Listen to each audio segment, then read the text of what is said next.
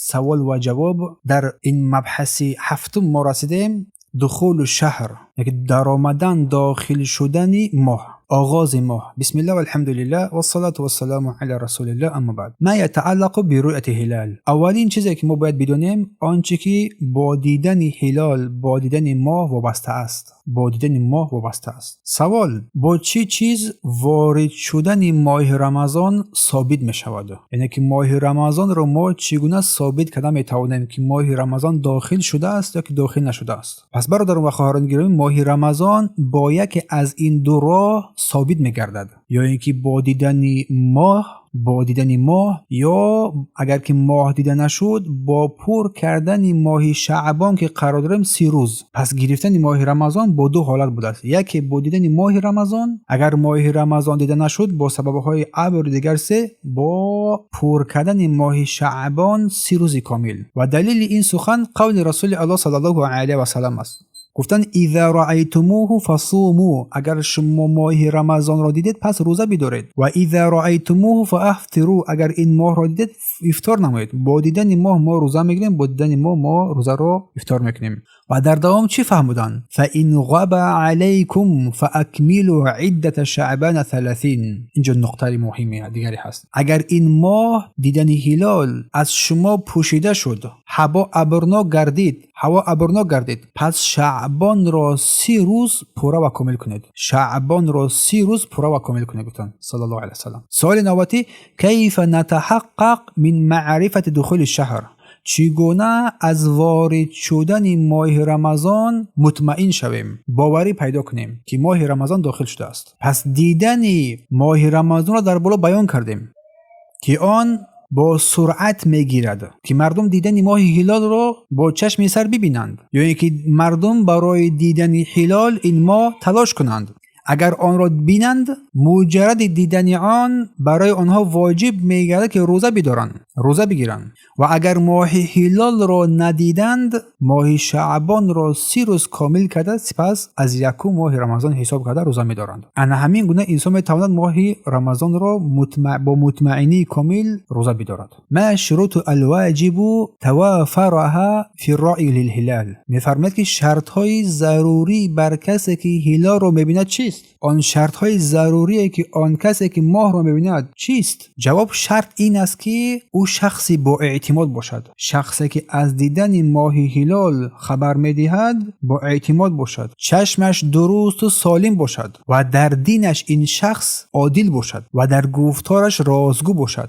انا از همین گونه انسان اعتمادناک میشد اگر ماه را دید گفت که من ماه را دیدم، پس با دیدن ماه وی دیدن مردم روزه میدارن. ما حکم دعوت الناس لتراء الهلال؟ اما حکم دعوت کردن مردم برای دیدن هلال، برای دیدن ماه چیست؟ حکم دعوت نمودن مردم برای دیدن ماه. دعوت بر دیدن ماه هلال، ماه رمضان یا هلال شعبان را جستجو کردن یک امر است که معروف است. در حال صحابه این چیز هم معروف بود. با گفته ابن عمر رضی الله عنه گفتن که مردم هلال را جستجو میکردند، میگفتن هلال را. برای بیان نمودن ماه رمضان مردم هلال را نگاه میکردند و من با پیامبر اساسا این عمل آنها را خبر دادم، آنچه که من دیدم. گفتن پس او صلی الله علیه و سلم هنگامی که این را ابن عمر میگه که من خبر دادم، پیامبر روزه داشتن و مردم را بر روزه گرفتن امر کردن. هنگامی که ماه هلال دیدن رضی الله عنهم بر پیامبر خبر کردن، در حال پیامبر روزه داشتن شروع کردن صلی الله علیه و سلم. این حدیث را ابی داود روایت نمودن. پس چونه که با حدیث بالایی که بیان کردیم، پس با دیدن ماه انسان روزه می‌دارد، نه به این کلندرهایی که امروز برآمده از ثابت نمیاد، بلکه با دیدن ماه. گفتن رسول صلی الله علیه و سلم. سوال نوبتی: این یمکن رؤیت الهلال بوضوح فی اول امره؟ در کجا هلال در اول شب روشن‌تر دیده می شود؟ یکی ماه هلال را، ماه رمضان را ما چگونه روشن‌تر و واضح روشن‌تر ببینیم؟ می توان ماه هلال را روشن واضح دید در بیابان که در آن چراغ‌ها، نورهای شهر خاموش است، نیست. آن را به حضور دیده می توان. یا که در فضاهای قله‌های بلند، بالای کوه‌ها، بالای خانه‌ها، هر جایی که در آنجا نور کم باشد، اول دیدن ماه هلال در این صورت میگیرد. اما حاضی با تلسکوپ و دیگر چیزایی که تکنولوژی پیش برآمده است نظر می‌نمایند، این با آسان‌تر کرده است حال مردم را. حتی در روز هم دیده می‌شود دیگر. اگر اونجا مشکلی نیست دیدنی وای. می‌فرماید که ماذا نستفید من قول ابن عمر رضی الله عنه و امر الناس بصيامه. از سخن ابن عمر که مردم رو بر روزه امر کرد چی می‌فهمیم؟ چی فایده میگیریم؟ از این میفهمیم که تنها مقامات مسئول ولی الامرها که امر مسلمان‌ها رو در هر کشوری از ولی و از حاکما و از راهبرا و از امیرا و کسانی در هر کشوری قرار دادن امر مسلمانان را در کشور به عهده دارند، حق دارند مردم را به روزه امر کنند. هر دیار، هر شهر و دولت با خود از شورای علماها و کسانی که این ماه را میبینند هست. پس انا با دیدن انا همون ماه را در هر کشوری که هر وقت که دیده شد روزه میدارند. همین است که گاهی میشود که مثلا که در سعودی مثلا روزه است، فرد و پس در تایتون روزه می شود یا که یک روز پس می شود. نباید در این حالت انسان با سعودی روزه بدارد، با آن دولتی که در آنجا قرار دارد که همون شورا آن رو بررسی کرده که مهر دستن با همون روزه میدارند. همچنین در مسئله افطار، روزه شکاییدن واسه بردالت ها وقت ها، اینا هر دولت با خودش برنامه‌های خودش دارد که کدام وقت آفتاب می‌نشیند و به مردم اعلان می‌شود. با مجرد نشستن ماه روزه خوردن می‌شود، افطار کردن می‌شود، یا که با اعلان عید فطر روزه به اتمام می‌یابد، رمضان به اتمام می‌یابد. می‌فرماید که بیکم شاهد یثبت دخول شهر رمضان، با چند شاهد وارد شدن ماه رمضان ثابت می‌گردد. با چند شاهد وارد شدن ماه رمضان ثابت می‌گردد. می‌فرماید که داخل شدن ماه رمضان اگر یک شاهد هم باشد که صفاتای این شاهد را ما در بالا بیان کردیم، عادل باشد، دیندار باشد، دروغگو نباشد، با یک شاهد یک مرد ثابت می‌شود. اگر قاضی شهادت او را قبول نماید و موافق آن حکم کرده می‌شود، چون پیامبر صلی الله علیه و سلم وارد شدن ماه را با دیدن ابن عمر ثابت کرد. ابن عمر به نزد پیامبر آمد و خبر داد، پیامبر چه کرد؟ ثابت کرد، چون شخص عادل بودند، صحابگان همشون عادل بودند در روایت ابی داود. پس به یک نفرم جایز میگردد که چیز اگر که خبر داد گرفتن ماه شروع میشود. سوال نوبتی من رأى هلال لوحده ماذا يجب عليه؟ کسی که ماه رمضان را هلال را تنها خودش دید چی باید کند؟ برای چی واجب و چی لازم میشود؟ یک نفر خودش ماه رمضان را دید، هلال ماه را دید، برای چی لازم میشود؟ پس هر کسی که ماه رمضان را دید این را باید به دادگاه بر مقامات برساند تا آن را تصدیق کنند، شهادتش را بپذیرند و این بر مردم اعلان شود. که این سوالی که در اینجا ذکر شد این واسه در دهات یا که در یکم جای دیگری که مثلا که در آنجا مردم بیشتر از این بی‌خبر هستند میشود. یعنی که غالبیت حاضر مردم این شبکه‌هایی که هست اینترنتی اینا برای ما آسان کرده است، این مسائل رو الحمدلله خیلی آسان تر کرده است. ولی کسی که اگر نفهمید باید به سوی همین مسئله ها باید باز بگردد تا که حل مشکلش برطرف شود. سوال نوبتی من ردت شهادته فهل لزمه صوم؟ اگر شهادت کسی رد شود، یکی دیدن ماهش رد شود، آیا بر او روزه لازم می شود؟ یک از ماه را دید ولی شهادتش قبول نشد، اما همین کسی که ماه را دیده است برایش روزه گرفتن واجب می گردد. اگرچه که دیگران اگر سخنی وی را نپذیرفتن، قبول نکردن یا که ندیدن، همین کسی که ماه را دید برایش لازم می گردد که روزه را بدارد، چون برای خودی همون شخص دیدن هلال، دیدن این ماه یقین گشته است، مادامی که دید روزه می‌دارد. و رسول الله صلی الله علیه و آله چی فرمودند؟ صوموا لرؤیته، با دیدن ماه روزه بدارید. این شخص روزه را، هلال را، ماه را دید، پس برایش لازم میگردد که روزه بدارد. هلال پیدا شود و نه کسی او را نبیند. در این حالت شعبان را کامل کردن لازم است. این اصل است که هر کسی که گفتم هلال را اگر بیند برای روزه لازم میگردد.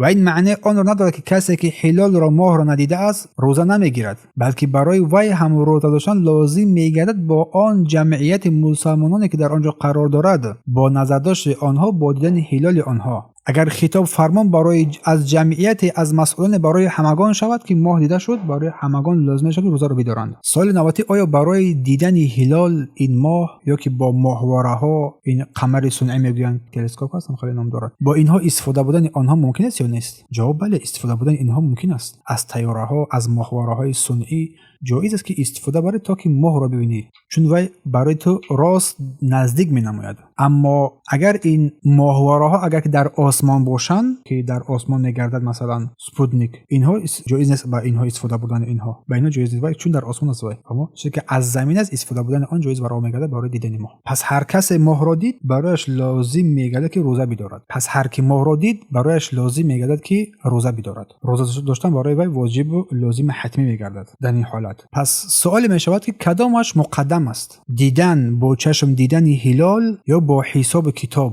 دیدن هلال یا که با حساب کتاب، کدام از این مقدم است هنگام گرفتن روزه؟ دیدن ماه از حساب و کتاب مقدم تر است. دیدن ماه از حساب و کتاب مقدم تر است، چون الله سبحانه و تعالی در کتابش میفرماید که فمن شهد منکم الشهر فلیصمه. اگر کسی از شما این ماه را دید پس روزه بدارد. اگر کسی از شما این ماه را دید پس روزه بدارد گفتند الله سبحانه و تعالی. و قول رسول الله که اذا رأیتموه فصموا، اگر شما ماه را دید پس روزه بدارید. پس سوال میشود که آیا جایز است تکیه کردن به حساب‌های بر همین حساب‌های فلکی در ثابت نمودن این ماه؟ آیا این جایز است؟ نه، این حساب‌های فلکی که ماه را حساب می‌نمایند یا که این چنم دارد این کلندرها، جایز است با اینا حساب کردن، چون سبب اساسی را در قول الله سبحانه و تعالی که تلاوت کردن اگر شما ماه را دید پس روزه بدارید و قول پیامبر اگر شما ماه را دید پس روزه بدارید، پس بعد دیدن آن گرفتن روزه واجب می‌گردد، لازم می‌گردد، نه با این فلک‌ها.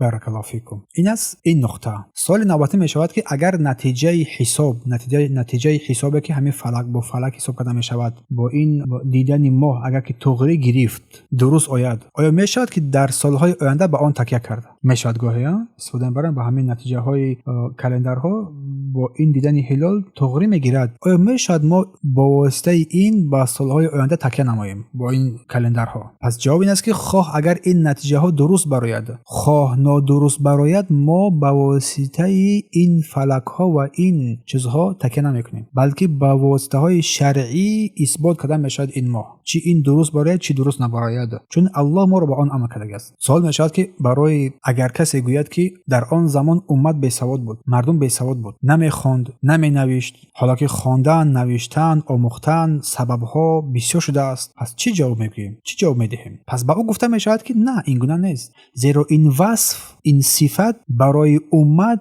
تا روز قیامت باقی میگردد.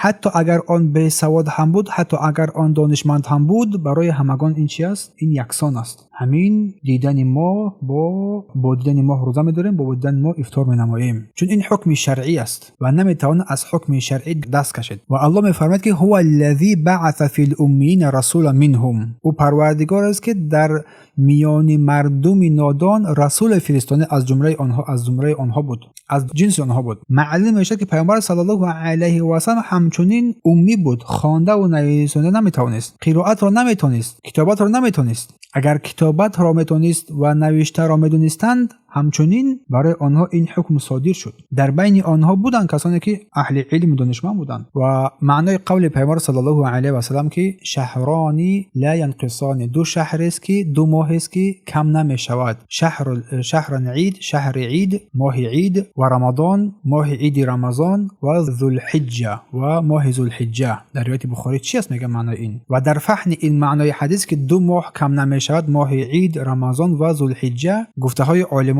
رحمت الله علیهم در این مورد زیاد است و گفتن که دو ماه عید یعنی رمضان و ذوالحجه که در یک سال هر دو یک بار کم 29 روز می شود، اگر یکی کم شود دیگری کامل می شود 30 می شود. گفتن که در بیان فضیلت و ثواب کم نمی شود، گرچه اگر 29 یا 30 روز باشد. ماه رمضان گاهی 29 می شود گاهی 30 روز می شود. در ثواب و در فضیلت این معنا کم نمی شود، اگر از روی عدد کم باشد که در ثواب کم نمی گردد. یا گفتن که حکم ها کم نمی شود. آن حکمی که ماه رمضان 29 روز آمد 29 روز به روزه بداری، ثواب و اجر پاداش آن همان است. ماهی که 30 روز روزه آمد 30 روز روزه می‌داری، ثواب و اجر پاداش آن همان است. سوال نوبتی، آیا رسول الله صلی الله علیه و سلم مقدار ماه قمری رو ذکر کردند؟ مقدارهای ماه قمری یا که عربی رو ذکر کردند یا که ماه‌های اسلام میگن بعضی از مردم؟ بله، از ابن عمر رضی الله عنه از رسول الله صلی الله علیه و سلم روایت است که گفتند، از ابن عمر در روایت بخاری و مسلم است، گفتند که ما امتی نادان بودیم، نه می نوشتیم و نه حساب میکردیم. گفتند که ماه